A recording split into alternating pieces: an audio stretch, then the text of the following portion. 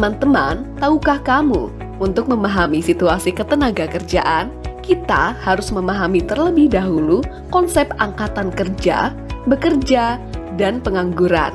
Yang masuk dalam kelompok angkatan kerja adalah penduduk usia kerja yang bekerja dan menganggur. Yang dimaksud bekerja adalah melakukan suatu kegiatan minimal 1 jam secara terus-menerus tanpa berhenti dalam seminggu terakhir untuk menghasilkan uang atau barang. Apabila tidak bekerja karena sedang sakit, cuti, menunggu panen, tugas belajar, atau mogok kerja, masih termasuk dalam konsep bekerja. Sementara itu, jika melakukan pekerjaan tapi tidak untuk menghasilkan uang atau barang, maka dianggap tidak bekerja. Walaupun demikian, mereka yang berprofesi sebagai dokter, tukang jahit, arsitek, yang menggunakan profesinya untuk keperluan keluarganya, tetap dianggap bekerja. Suami, istri, anak-anak, atau sanak saudara yang ikut membantu bekerja tetapi tidak menerima upah juga dianggap bekerja. Petani yang menggunakan sebagian besar hasil panennya sendiri untuk dikonsumsi keluarganya juga termasuk bekerja. Namun, hal tersebut tidak berlaku untuk nelayan, peternak, pemburu, dan pengumpul hasil pertanian. Selain itu, pekerja serabutan yang sedang menunggu panggilan pekerjaan dianggap tidak bekerja. Mereka yang melakukan usaha persewaan alat dan asisten rumah tangga, baik yang tinggal atau tidak tinggal di rumah majikan, dikategorikan sebagai bekerja. Sama halnya dengan mereka yang menyewakan tanah pertanian dengan bagi hasil yang turut menanggung resiko dan mengelola usaha pertanian juga termasuk bekerja. Teman-teman, pasti sudah sering mendengar istilah pengangguran.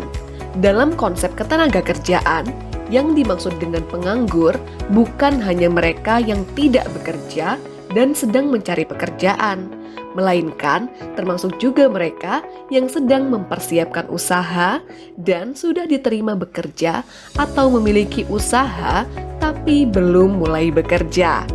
Bahkan, mereka yang sudah putus asa karena merasa tidak mungkin mendapatkan pekerjaan juga termasuk di dalam kelompok penganggur.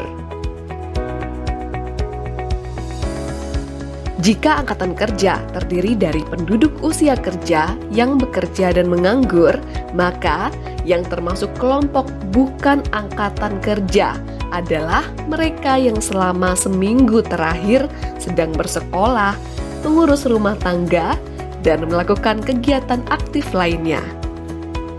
Kegiatan bersekolah termasuk yang formal dan non-formal, mulai dari pendidikan dasar sampai dengan tinggi, namun tidak termasuk yang sedang cuti.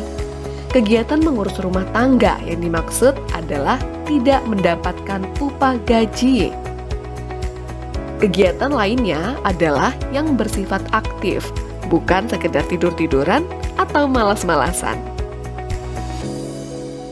Dalam konsep pengangguran, ada juga konsep setengah penganggur, yaitu mereka yang jam kerjanya kurang dari 35 jam dalam seminggu dan sedang mencari pekerjaan atau mempersiapkan usaha lain, atau tidak mencari pekerjaan karena putus asa, atau sudah diterima kerja tetapi belum mulai kerja dan masih mau menerima tawaran kerja. Nah, teman-teman, tahukah kamu apa saja sih yang mau dihasilkan dari pengumpulan data Sakernas? Yang pertama adalah tingkat pengangguran terbuka yang dapat memberikan gambaran besarnya angkatan kerja yang terserap di pasar kerja. Semakin tinggi angkanya, berarti semakin banyak angkatan kerja yang tidak terserap di pasar kerja. Yang kedua adalah tingkat partisipasi angkatan kerja yang menggambarkan pasokan tenaga kerja di pasar kerja.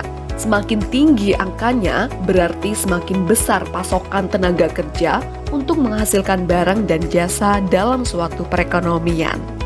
Yang ketiga adalah tingkat kesempatan kerja.